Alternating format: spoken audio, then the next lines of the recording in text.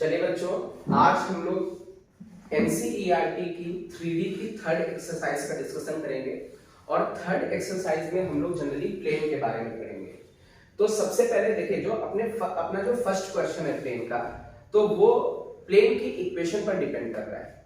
वो भी कौन सी इक्वेशन? जब ओरिजिन से परपेंडिकुलर डिस्टेंस गिवन होगी। मेरी बात समझे, बहुत ध्यान से समझने की कोशिश करें। जैसे मान लीजिए ये प्लेन है, मुझे इस प्लेन की इक्वेशन निकालनी है। इस प्लेन की क्या निकालनी है? इक्वेशन। अब ये प्लेन है, मुझे इस प्लेन की क्या निकालनी है? इक्वेशन। अब गिवन क्या क्या है वो देख लेते हैं। हम लोग फर्स्ट क्वेश्चन को सॉल्व करना चाहते हैं, उसके हिसाब से हम लोग क्वेश्चन को लेकर चल रहे हैं। हालांकि प्लेन की इक्वेशंस को कहीं से भी स्टार्ट कर सकते हैं, बट हम लोग फर्स्ट क्वेश्चन के हिसाब से प्लेन की इक्वेशन देखने वाले हैं। चलिए, इस प्लेन की इक्वेशन निकालने के लिए तो हमें दो चीजें गिवन होनी चाहिए। एक तो पता है इस प्लेन के परपेंडिकुलर यूनिट वेक्टर। क्या पता है? इस प्लेन के परपेंडिकुलर यूनिट वेक्टर पता है। मतलब ये जो यूनिट वेक्टर है एक्चुअल में n कैप है, ये इस प्लेन के क्या है? परपेंडिकुलर। मेरी बात समझो, जैसे बोर्ड है, इस बोर्ड की इक्वेशन निकालनी है और इस बोर्ड के ये मार्कर क्या हो गया? परपेंडिकुलर। तो ये n कैप एक तरीके से क्या हो गया? मार्कर हो गया। क्या हो गया? ये मार्कर हो गया, ये परपेंडिकुलर दे रखा है। अच्छा, अब एक चीज देखना बेटा, जैसे मान लीजिए ये ओरिजिन है। क्या है? ओरिजिन। अभी तो दूसरी इंफॉर्मेशन दे रखी, तो पहली इंफॉर्मेशन क्या है? एक परपेंडिकुलर यूनिट वेक्टर दिया है प्लेन के, दूसरी है ओरिजिन से परपेंडिकुलर डिस्टेंस दे रखी है। ओरिजिन से क्या दे रखी? परपेंडिकुलर डिस्टेंस कितनी है? क्या है? d है। मतलब अपने आप को हम लोगों को गिवन क्या है? हमें गिवन है डिस्टेंस बिटवीन, मैं लिख देता हूं, distance between origin and plane. Origin and plane. Origin और प्लेन के बीच की डिस्टेंस क्या बेटा? कितनी दे रखी है? d। आप देखो बेटा, ओरिजिन और प्लेन के बीच की डिस्टेंस d है। ये शॉर्टेस्ट डिस्टेंस है। एक्चुअल में ये कौन सी डिस्टेंस है? परपेंडिकुलर डिस्टेंस है। ठीक है। अच्छा, दूसरा दे रखा है n कैप, दे रखा है इस परपेंडिकुलर यूनिट वेक्टर। क्या है? Perpendicular unit vector. और किसके परपेंडिकुलर है बेटा? प्लेन के। तो आपको ये दो इंफॉर्मेशंस दे रखी हैं, फर्स्ट और ये क्या हो गई? सेकेंड। आपको ये दो इंफॉर्मेशन दे रखी है। पहली इंफॉर्मेशन ओरिजिन से प्लेन के बीच की डिस्टेंस दे रखी है, दूसरी इंफॉर्मेशन प्लेन के परपेंडिकुलर वेक्टर दे रखा है। इतनी बात क्लियर हो गई? क्या गिवन है? अच्छा, अब मुझे इस प्लेन की इक्वेशन निकालनी है। बेटा, कभी भी किसी की भी इक्वेशन निकालनी, उसके ऊपर हमेशा एक जनरल पॉइंट मानना पड़ेगा। क्या मानना पड़ेगा? तो हमें इस प्लेन की इक्वेशन निकालनी, हम मान लेते हैं कि एक ये जनरल पॉइंट P है। क्या है? P। तो ये जो P पॉइंट है, हम लोग इसको मान लेते हैं कुछ इस तरीके से x, y, z। तो P का जो पोजीशन वेक्टर हो जाएगा वो क्या हो जाएगा? R हो जाएगा। मतलब P का जो पोजीशन होगा, पोजीशन वेक्टर मतलब ओरिजिन के रेस्पेक्ट में OP वेक्टर क्या होगा? xi plus yj plus z के। अच्छा, मुझे यदि किसी की भी इक्वेशन निकालनी तो मुझे क्या लेना पड़ता है? उसके ऊपर एक जनरल पॉइंट लेना पड़ता है। ये P पॉइंट आप इस प्लेन पे कहीं भी ले सकते हो, ये जनरल पॉइंट है। अच्छा, अब देखना बेटा, ओरिजिन से ये परपेंडिकुलर डिस्टेंस निकालने थे। मान लीजिए फुट ऑफ परपेंडिकुलर अपना क्या है? n है। कितना है? n। चलिए, अब देखिए इस प्लेन की इक्वेशन कैसे निकलेगी। मेरी बात समझना। एक काम करते हैं, n पॉइंट को और p पॉइंट को दोनों को हम ज्वाइन कर देते हैं। जैसे ज्वाइन किया, क्या एक वेक्टर np वेक्टर दिख रहा है? दिख रहा है बेटा? np वेक्टर दिख रहा है। अच्छा, अब मेरी बात समझना, एक np वेक्टर दिखने लगा। अच्छा, एक चीज बताओ, क्या np वेक्टर और om वेक्टर दोनों आपस में परपेंडिकुलर हैं? तो हम लोग ये कह सकते हैं कि इस कंडीशन में दो परपेंडिकुलर क्यों है? n किसके ऊपर पॉइंट है? प्लेन के ऊपर। p भी किसके ऊपर है? प्लेन के ऊपर। तो ये जो वेक्टर np बनेगा इसी प्लेन के ऊपर होगा, जबकि ये जो on है ये परपेंडिकुलर है प्लेन के, परपेंडिकुलर डिस्टेंस d है। अरे बोलो, इतनी बात समझ में आ रही? अब देखना बहुत ध्यान से। इतनी बात तो हम लोगों को क्लियर हो गई कि ON वेक्टर क्या हो गया? परपेंडिकुलर हो गया किसके? NP वेक्टर के परपेंडिकुलर हो गया। अच्छा, अब एक काम करना है, हम लोग ON वेक्टर भी निकाल लें और NP वेक्टर भी निकाल लें। ठीक है, इन दोनों वेक्टर्स को निकालने की कोशिश करते हैं। अब ये जो ON वेक्टर है, क्या ये ON वेक्टर प्लेन के परपेंडिकुलर है? अच्छा, प्लेन के परपेंडिकुलर तो n कैप भी है। अच्छा इस n कैप का लेंथ कितना है 1। तो हम कहते हैं देखो जनरली ये जो ओ एन वेक्टर है हम इसको मान लेते हैं, ये ओ एन वेक्टर है, ये इस नॉर्म यूनिट वेक्टर की डायरेक्शन में ही तो है, तो हम लोग कहते हैं इसी की डायरेक्शन में दूसरा वेक्टर निकालना है, ठीक है। तो आपको तो ये यूनिट वेक्टर पता है, यूनिट वेक्टर को आप जितनी भी लेंथ का वेक्टर बनाना उससे मल्टीप्लाई कर दें, देखिएगा जैसे ये n कैप है इसकी लेंथ कितनी 1, इसको हम d से मल्टीप्लाई कर दें, देखना बेटा n कैप को किससे मल्टीप्लाई कर दें d से, तो इसका मतलब है ये एक वेक्टर है, vector in direction of n cap, ये एक वेक्टर है किसकी डायरेक्शन में है n कैप की, whose length is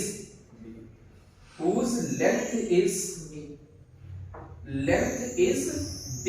अब मेरी बात समझो बेटा, क्या ये ON और n कैप सेम डायरेक्शन में है, तो ON क्या है किसकी डायरेक्शन में n कैप की, और ON की लेंथ कितनी बेटा d, तो क्या ये ON वेक्टर हो जाएगा।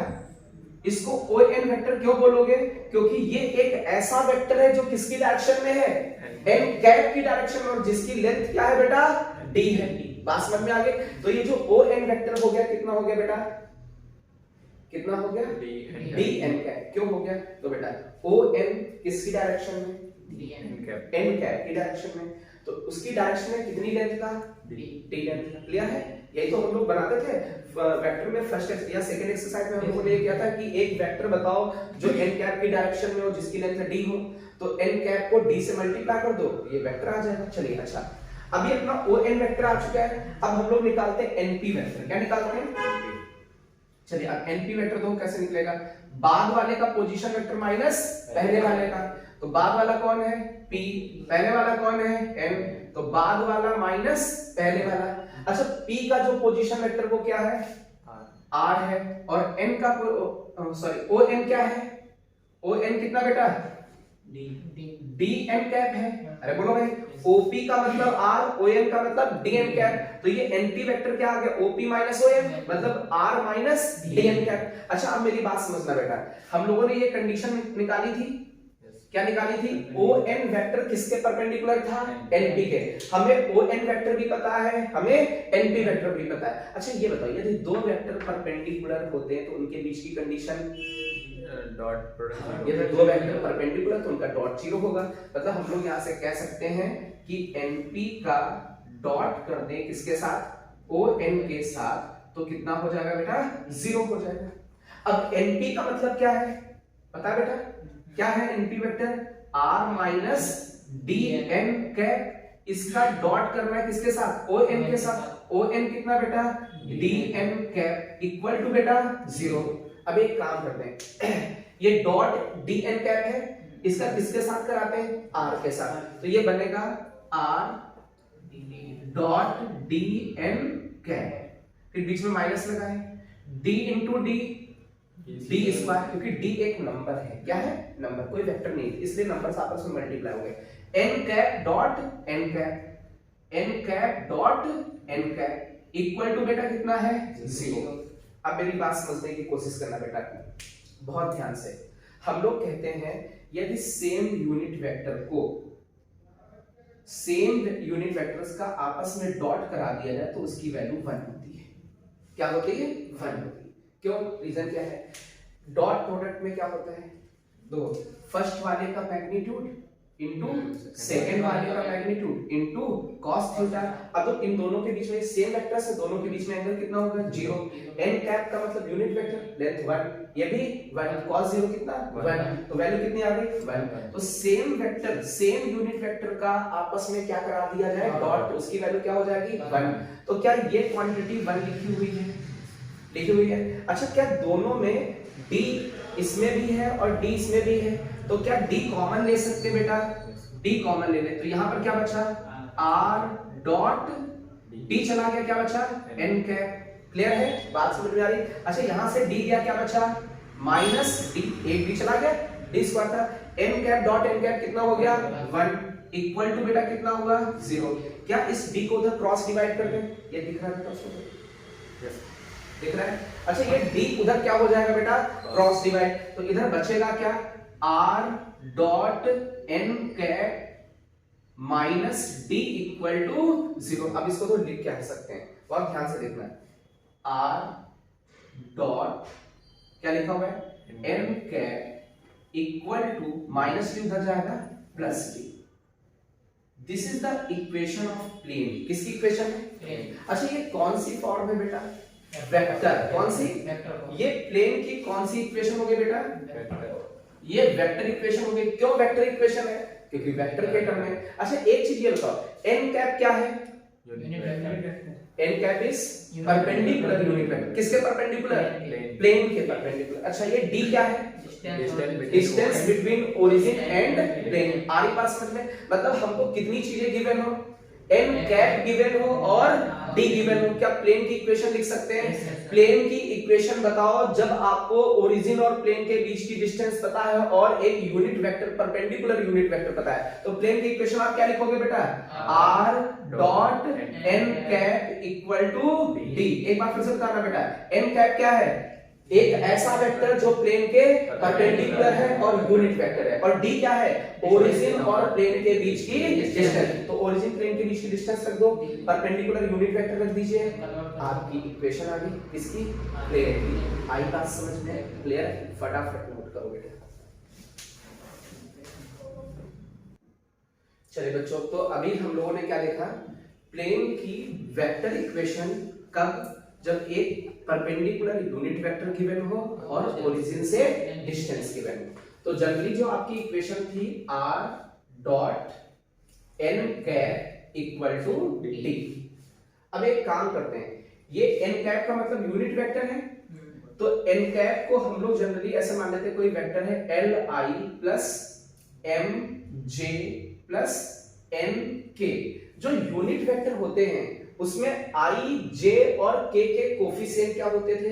एल एम और एन होते थे। याद करें फर्स्ट एक्सरसाइज में, 3D की फर्स्ट एक्सरसाइज में हमने बताया था डायरेक्शन कोसाइन। यूनिट वेक्टर में आई जे और के कोफिशिएंट्स क्या होते हैं? एल एम एन होते हैं। अच्छा देखना, आर वेक्टर क्या था? जनरल वेक्टर था, एक्स आई प्लस वाई जे प्लस जेड के। चलिए इसमें पुट कर देते हैं। हम लोग जनरली कार्टेशियन इक्वेशन निकालने की कोशिश कर रहे हैं, वेक्टर को भगाने की कोशिश कर रहे हैं, एक्स वाई जेड लाने की कोशिश कर रहे हैं। तो आर की जगह क्या रखते हैं बेटा? एक्स आई प्लस वाई जे प्लस जेड के। आई का समझ में? डॉट करते बेटा एन कैप का मतलब L I plus M J plus N K. आई का समझ में? इक्वल टू में डी। चलिए डॉट प्रोडक्ट करते हैं इनका बेटा। चलिए डॉट करें। कैसे डॉट करेंगे? आई का कोफिशिएंट, आई के कोफिशिएंट से क्या बना? Lx। क्या बना? My। अच्छा क्या बना? Nz इक्वल टू क्या हो गया बेटा? D। ये Nz होगा, Nz।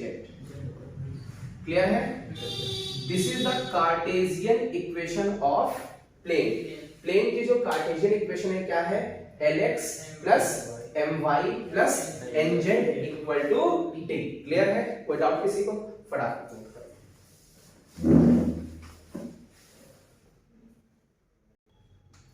चलिए बच्चों बहुत ध्यान से देखना, हम लोग 11.3 का फर्स्ट क्वेश्चन करते हैं।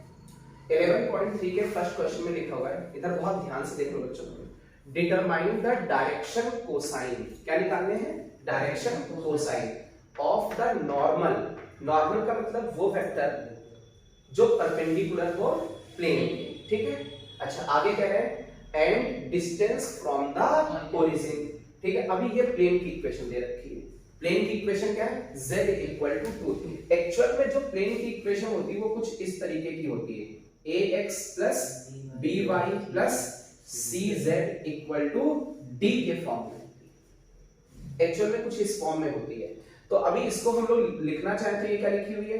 0x plus 0y plus 1z equal to 2। ये लिखूंगा। अब एक काम करना है बेटा, हमेशा याद रखना, जैसे अभी थोड़ी देर पहले हम लोगों ने कार्टेशियन इक्वेशन लिखी थी, तो क्या लिखा था? lx plus my plus nz equal to d लिखा था। तो हम लोग देखें x y और z के आगे देखो क्या लिखा है? यहाँ x के आगे क्या है? l, y के आगे क्या है? m और z के आगे क्या है? n।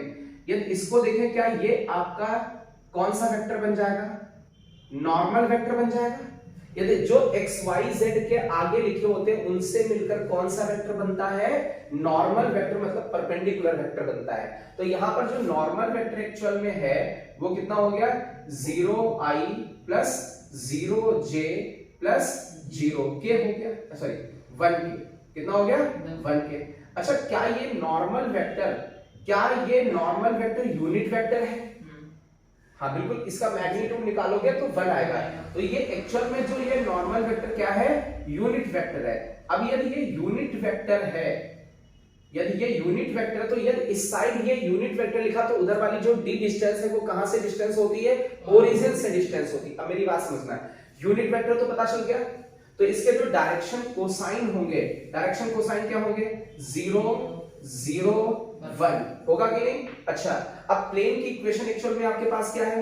0x plus 0y plus 1z equal to 2। इसको कंपेयर करते हैं, lx plus my plus nz equal to d। तो d की जगह कौन आ जाएगा बेटा? 2। तो d की वैल्यू क्या निकल के आ जाएगी? 2। तो ओरिजिन से प्लेन के बीच की डिस्टेंस कितनी हो जाएगी? 2 हो जाएगी। क्लियर है? अच्छा, एक और एग्जांपल लेते हैं, इसी में देखना बहुत ध्यान से, थोड़ा सा चेंज करते हैं। अभी मान लीजिए प्लेन की इक्वेशन ली हमने x plus Y plus Z equal to 1 ले ली। क्लियर है? तो हमने आपको थोड़ी देर पहले बोला कि ये जो x का कोफिशिएंट है y का और z का, ये क्या देता है? नॉर्मल वेक्टर देता है। तो जनरली जो नॉर्मल वेक्टर होगा वो क्या हो जाएगा? 1i plus 1j plus 1k। लेकिन देखें बेटा, ये यूनिट वेक्टर नहीं है। क्यों नहीं है? एक्चुअल में इसका जो मॉड है वो अंडर रूट आई के कोफिशिएंट का स्क्वायर, जे के कोफिशिएंट का स्क्वायर, के के कोफिशिएंट का स्क्वायर कितना है? √3। अभी ये देखिए यूनिट वेक्टर होता तो इसका मैग्नीट्यूड 1, तो इस वाले में तो इसका मैग्नीट्यूड निकाल के तो 1 था, ठीक, मतलब वो यूनिट वेक्टर था, कोई दिक्कत नहीं हुई।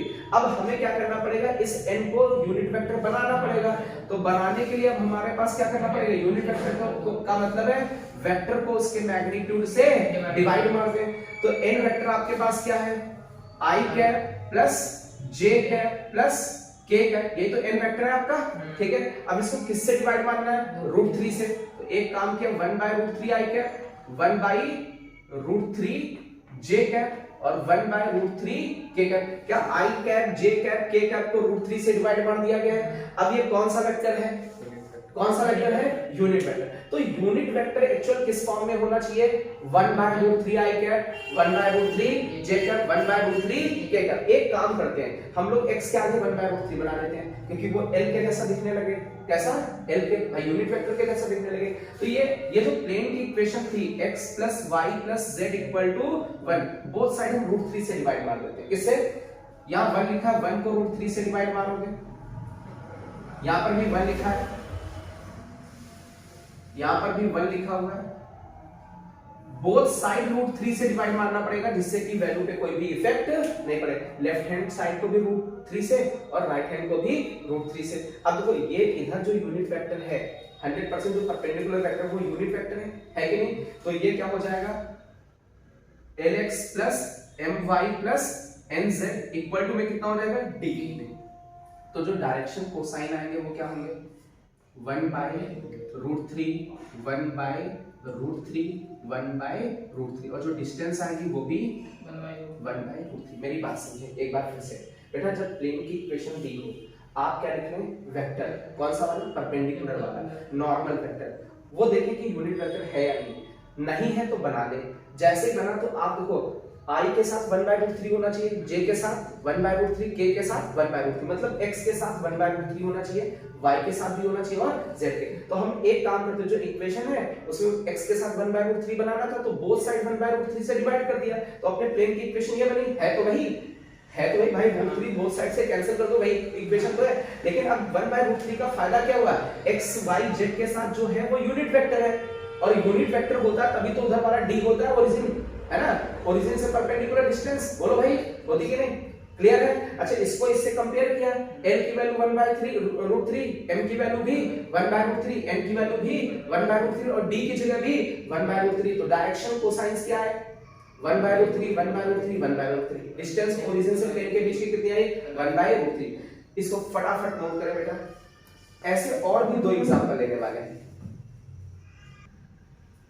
तो अभी हम लोग थर्ड एग्जांपल लेते हैं, क्लियर है? अब बहुत ध्यान से बच्चों सुनो इधर, बहुत ध्यान से देखें। जनरली यहाँ पर हम लोग नॉर्मल वेक्टर लिखने की कोशिश करें तो x के साथ कौन है 2, y के साथ कौन है 3, z के साथ कौन है -1। क्या ये यूनिट वेक्टर है? नहीं है, तो ये डायरेक्शन को साइन भी नहीं देगा, क्योंकि यूनिट वेक्टर में ही डायरेक्शन को साइन मिलता है। तो एक काम करें, इसका क्या निकाल लें, मैग्नीट्यूड।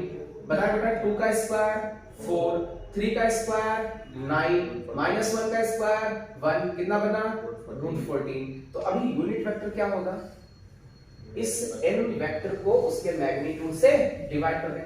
2/√14 i के, 3/√14 j के, -1/√14 k के। बन गया ना यूनिट वेक्टर।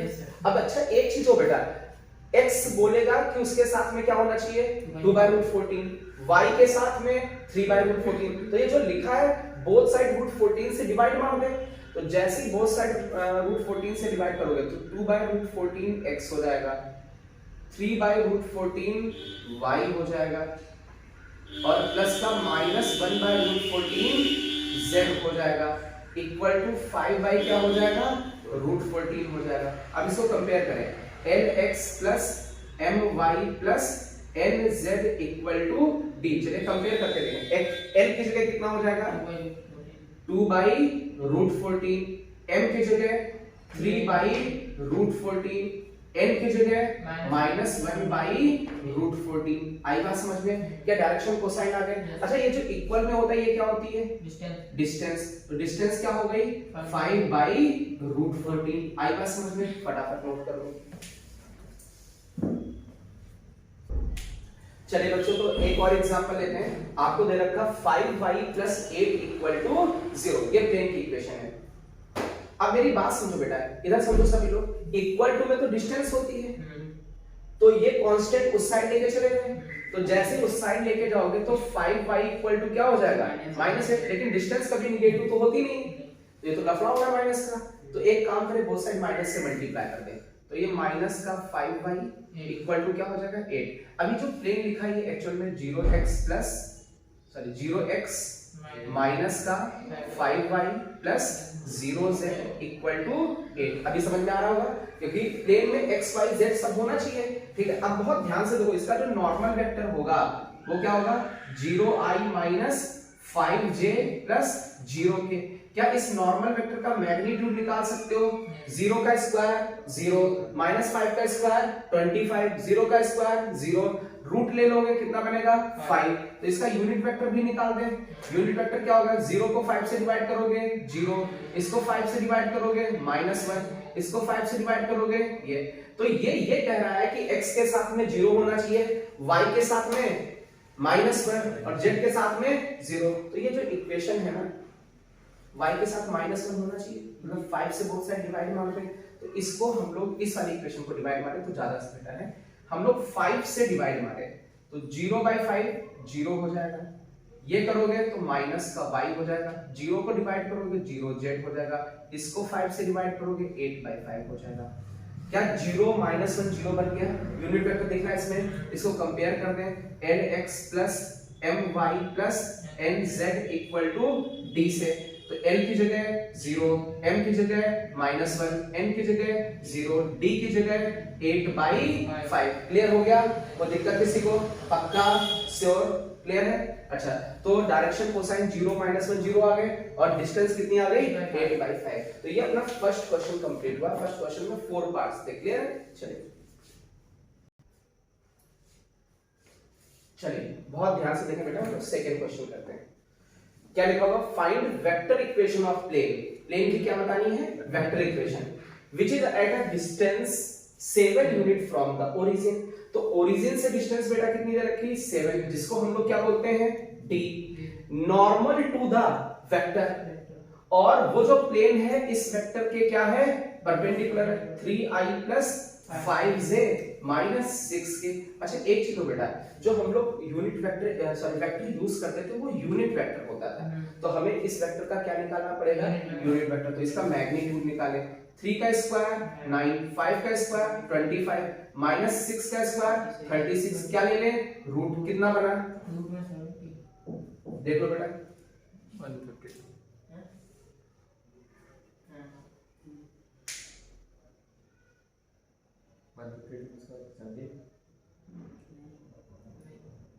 रूट के अंदर, अरे बोलो भाई, 70 होगा। हाँ रूट के अंदर 70। तो आपका जो यूनिट वेक्टर आगे कितना आ गया, 3i cap plus 5j cap minus 6k cap upon में रूट के अंदर 70। अच्छा क्या n कैप पता, क्या d पता, तो अपनी जो वेक्टर इक्वेशन होती थी वो क्या होती थी, r dot n cap equal to d। तो r डॉट n कैप की वैल्यू कितनी है, 3i plus 5j minus 6k upon में कितना बेटा, रूट 70 इक्वल टू d कितना बेटा, d कितना 7। तो ये आपकी कौन सी इक्वेशन निकल के आ गई बेटा, वेक्टर इक्वेशन निकल के आ गई। क्लियर है।